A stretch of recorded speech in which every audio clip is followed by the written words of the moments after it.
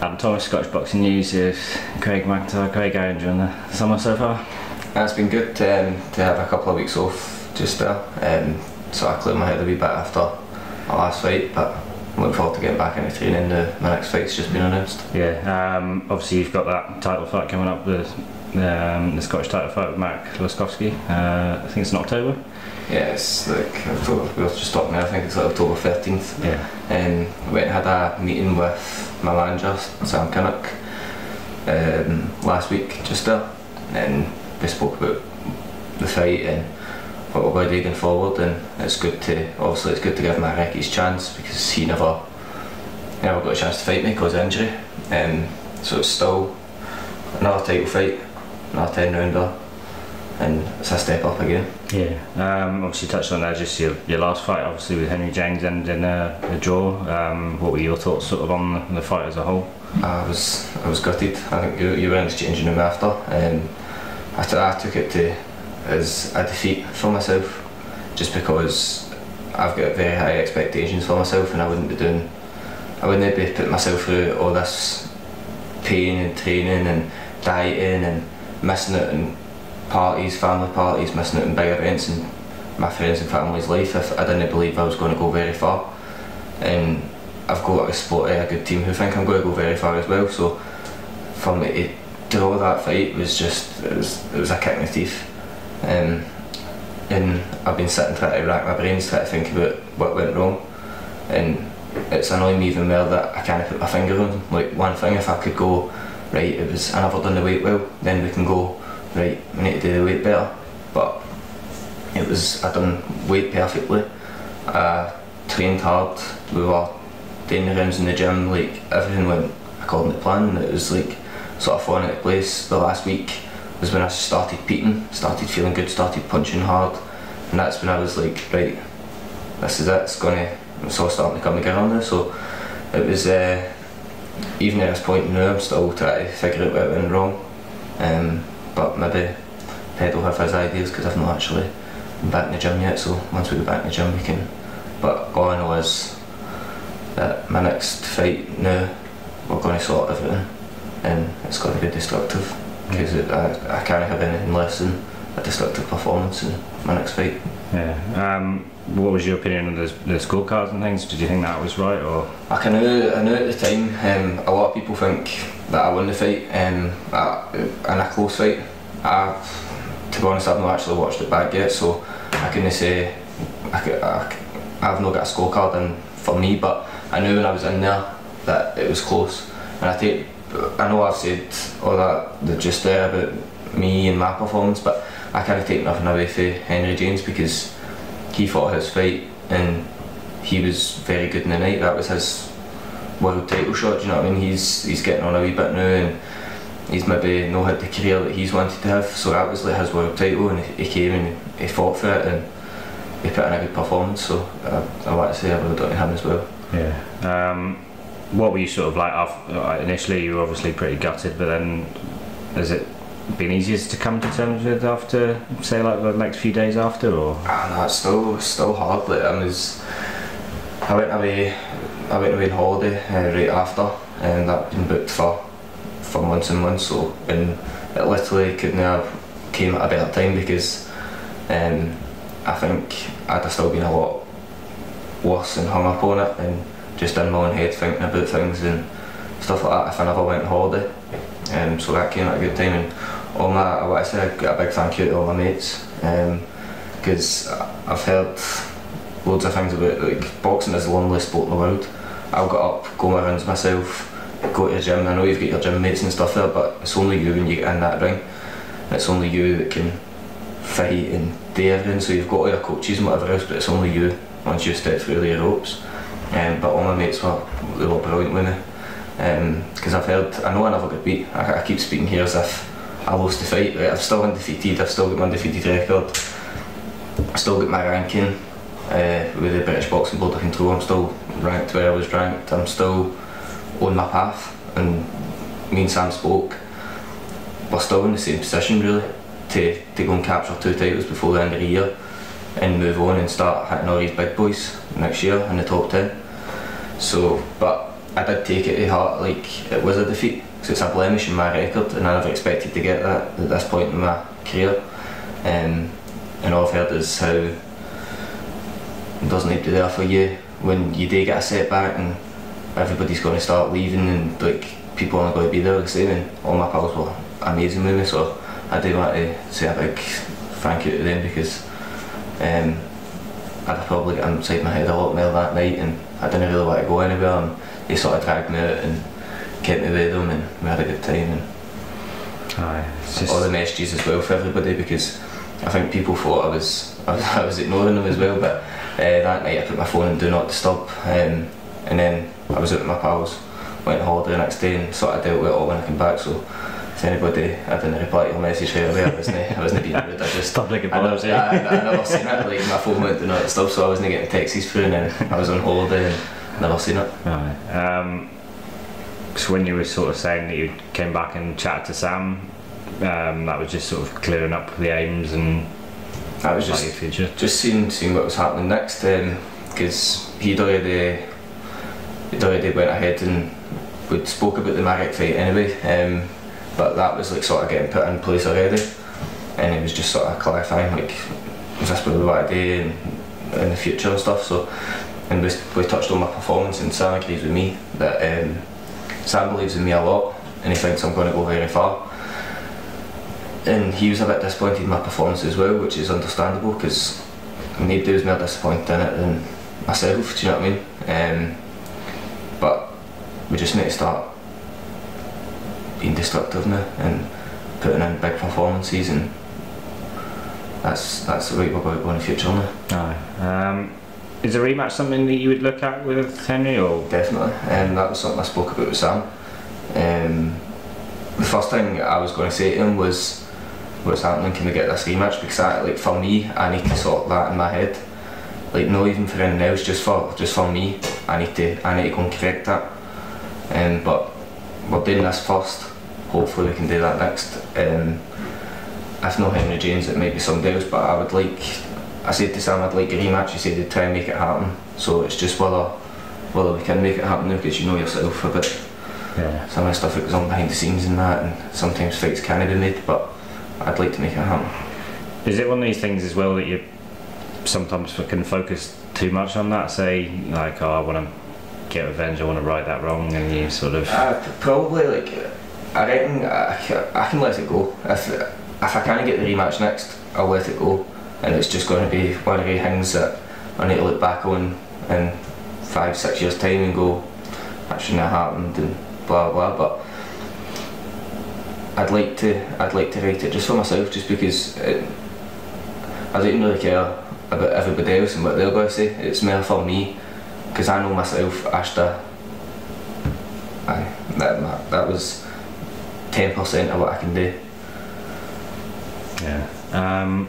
I guess it's sort of the first sort of real bump in the road, I guess, in the professional journey for yourself, like results wise. And it's the first time I took more than probably a handful of punches as well, do you know what I mean? I had a very lacklustre performance in my third or fourth fight, not for reasons we're only going into, but I took a couple of punches that night as well, but that's the first time, 10 rounds, and at some points it turned into a bit of a brawl as well.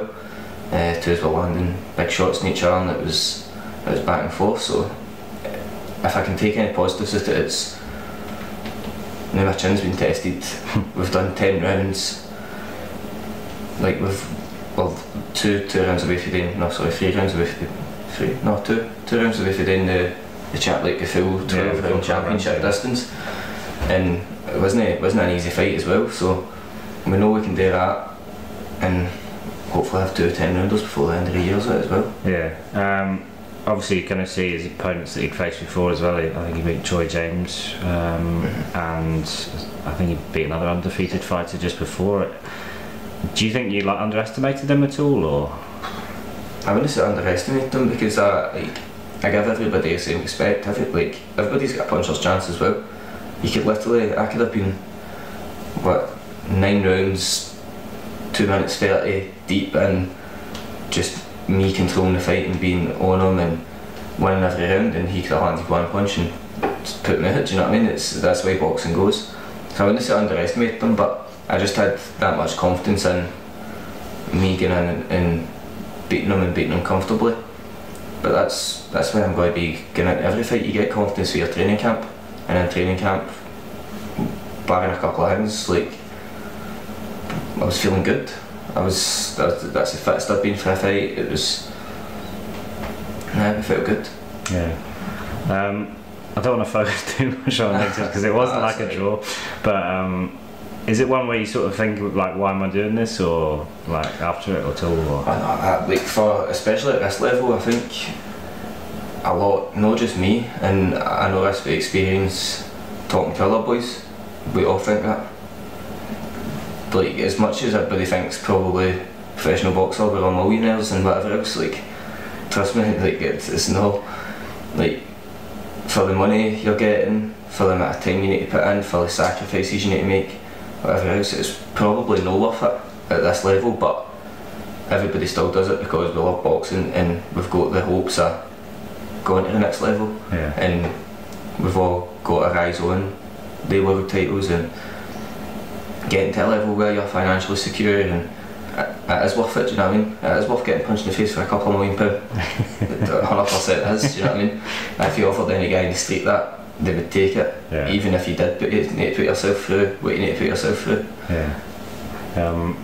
Yeah, I kind of guess that just when you see the amount of time and effort people put in, and just... Definitely, like, we're in the gym minimum 2 times a day, 6 days a week, and it's not just going to your local gym and lifting some weights or whatever else. It's between 1 and 2 hours of hard graft, putting yourself through it, and then especially the last couple of weeks of camp where you're cutting your calories down because you need to make weight. So like, you wouldn't understand how you've got no energy and you don't want to get up, but you need to go and put yourself through hell to make weight and to make sure that you win the fight. Someone who was sort of with you before the fight in the evening and stuff, and his friend of yours is Will Limond. Has he said anything to you sort of after the fight and things? Actually, I seen Willie yesterday. I know he was just he's actually sparred Marek, so just talked to me a wee bit about Marek, and I know Willie's always there. Willie's like a close pal of mine. He was my old manager. He's a close pal, so we always talk. We're always in contact. I always appreciate his advice. He's been there, done it. Do you know what I mean? He's a bit of a legend in Scottish boxing, and he's well known in world and British boxing. So he's been involved in big fights too. So any advice Willie gives me, I take it on board. Yeah. Obviously, as I said, I don't want to focus too much on the negative. It was the loss, and like, I guess at the end of the day, it wasn't. It could have been worse, but like, it's not. Yeah, it's not the biggest blemish on your record, or like you still have one there. And it's a draw. Do you know what I mean? It's a blemish event, and it's no. And I'm not under any illusion where I'm going to be Floyd Mayweather 50-0. Like, Floyd Mayweather's made it this sort of big bubble where you're not allowed to get beat, and it's like, if you get beat then it's the end of the world. It's not the end of the world, but for me, getting beat at this level is the end of the world, because I don't expect myself to get beat until I don't expect myself to get beat against anybody, right? But being realistic, it could happen. It's boxing, do you know what I mean? The greatest boxers of all time have all got 4, 5, 6 defeats in their record. It's probably going to happen to every boxer in the world at this point, do you know what I mean? Like, nobody who's a professional boxer right now is probably going to go through their career undefeated. Lomachenko's got a loss in his record. Yeah. Do you know what I mean? Lomachenko right now is seen as probably pound for pound the best. He's got to get down in the history books, and do you know what I mean? But I just mean, getting beat at this level would have probably been the end of the world for me, because you don't want to, until you're involved in a right hard 50-50 world title, even at British level, because you get some right good scraps at British level. And if you look at all the boys in the top 10 at my weight just now, you've got Jack Catterall, you've got Josh Taylor. Do you know what I mean? None of these boys are easy names, do you know what I mean? They're future world champions. So if you're involved, like Tyrone McKenna just fought against Jack Catterall there. that's not done him any harm whatsoever. Getting beat off Jack Catterall. Jack Catterall's going to go in the fight for world titles, and Tyrone McKenna can come again if anything. It's done his profile more because he's took a fight and he's went and gave a good account of himself, and now he can bounce back for that. Yeah. I guess sort of when you're fighting like journeyman as well, it's a bit of a weird scenario. I guess maybe sort of the average punter doesn't like realise that it's sort of like building up the experience and maybe padding the record a bit. Aye, I feel like the training wheels go for me now, but like at the start of my career, you need to have the fights because they're teaching you your trade in the programme. As much as people say, oh, it's like when I first turned there, it was, it's a different game. I'm like, no, it's the same game. You hit people, you don't get hit, but it is very different. So you need to learn that. You need to do your rounds. You can spar, like when you're doing 4 and 6 rounders, you can spar 4 and 6 rounds every day in camp if you wanted, but it's completely different when you step into the ring for a fight. Under the lights, the adrenaline, everybody's in the heat in the venue, everything like that, it's completely different. It's the same that goes with 6, 8, 10, 12 rounders, do you know what I mean? You need to experience the rounds in the ring to actually get the experience, if you know what I'm saying. Yeah. It's different, so you do need to fight these people and make sure you're getting a variety of different opponents and learning your trade. But I feel like they're right for me now. I've had my first title fight, and that's something me and Sam spoke about. There's no point in me going back and doing 6 rounders against Iserman. Yeah. We've had titles now and push on and be involved in the 50-50 fights. Yeah. Obviously Marek as well, just going back onto your next fight, he is sort of a well experienced and he's fought quite a few sort of tough fighters down the line. More experienced than yourself as well in the pro game. Step up for yourself. That's the thing. Like, any title fight should be a step up. I know I said to everybody when we lost the Scottish title and we got the Celtic title shot, then it worked out better because the Celtic title's a better title, which it still stands. It still is. But me and Sam had spoke, and even if we won that Celtic title, we're still going to give Marek his place and fight for the Scottish title. So nothing's changed. We're still going to fight for the Scottish title and hopefully get the Celtic title shot again. That's the plan. So we're still going to be in the same position come the end of the year to move on for big fights in the new year. Yeah. Do you think winning that, like a title, either Celtic, Scottish or whatever it is, just getting that first bit of sort of silverware, I guess, do you think that would be big for you, just showing that you're on the right path? Definitely. I think it is more for all the people that come watch me and spend their money to come watch us, because they've been part of like my career. They've spent their money for my first fight right through to now, and it's like that last one would have been their reward for that. Like, they can see the progression. I get a title, they get a title. Do you know what I mean? It's still the plan. So the first title was like, it shows progression. Everybody can say, right, now he's gone somewhere. Do you know what I mean? Everybody can get excited about it, and hopefully my support builds and builds and builds with that. And that's all I can ask for. Yeah. Obviously Marek was as you were saying earlier on, you had that fight against him planned, and you were obviously in camp when you sort of focusing for him, so it's back to training for the Southpaw. Back to training for the Southpaw again, so just pick up where we left off in the middle of camp. But that's fine. We've had maybe, I don't know how long it was, maybe four and a bit weeks or something of training for Marek, so just pick up where we left off now. Yeah. Sort of elsewhere, in one of your gym partners, Kieran Smith, is back in action on August in the Emirates show. Are you happy for him to get back in? Delighted for him, honestly. He's we've been having that laugh, saying he's the hardest working, keep fitter in the gym.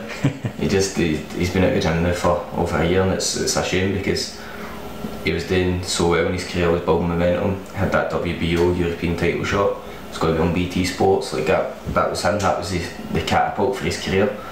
And obviously got to cut and sparring, and then the rematch, the rescheduled fight, that got cancelled as well. So, and then he's just not been fighting since, but he's been in the gym every single day. I trained for a 10-round fight there. Kieran done everything I done, Kieran done. Do you know what I mean? That's how hard Keelan works, and he deserves to be back in fights now and getting his career set in the right path now. Yeah, I guess that's the other side of it. When we were chatting on that, he hasn't had a fight in almost a year. I know, but he's dropped out of the British rankings. Do you know what I mean? It's a shame because he trains so hard and he deserves. Do you know what I mean? To be in there. So I'm just delighted that he's back fighting now. Yeah. Was that show something that you ever looked at going on, or is it just sort of separate? Nah, I don't think I'd have been ready to go in there. A couple of things I need to rest for the previous fight in the camp there. That's what I don't know what to say, because it sounds like making excuses a little bit, like both my hands were a bit fucked there, so I had to rest them up. So October's probably just about right. Can get some rest up my body, rest up my mind as well, because I've been in camp for the 4th of January there, with like a week's rest, so 6 months basically with 1 week rest. Yeah. Sparring, dieting, training every day. It's no easy, do you know what I mean? So it's more your mind rather than your body. It needs a bit of rest. Well, mine's anyway. Yeah. I know some boys that like to stay in camp all year round, but you're not one of those. I need some time to take my mind off boxing.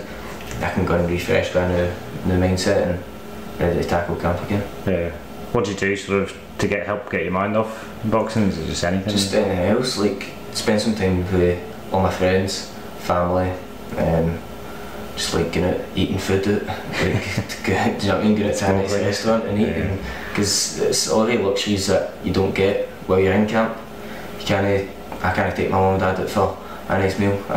Done that the other night. The phrase just went out, I took them out for a meal. Going out with my friends, just stuff like that, do you know what I mean? Even just having a couple of drinks, as much as not supposed to do that, but like, I'm at a camp just now, going to have a couple of drinks with my mates and just enjoy myself, do you know what I mean? It's being a 23-year-old boy. Yeah. It's because it's safe stuff I miss out on while I'm in camp, so that's what I like to do when I'm at a camp. Yeah. Obviously your sponsors have sort of been a massive help for you. Yeah, G Limited, they've been a massive help this year. I got a couple of sponsors for my last fight there, just for a one fight sort of thing, so I'll put a picture on Facebook for my t-shirts for them as well, but G&G's been my main sponsors for the past maybe a year or two. They've been brilliant with me. I wouldn't be able to box full time if it wasn't for them. They keep me going when I'm at a camp. And I'd like to say a big thanks a lot to Ped, my coach. Like every bit of training that I put in, he puts in. Do you know what I mean? Like all the time that I'm in the gym, he's in the gym as well. He's got his own business and he works full time.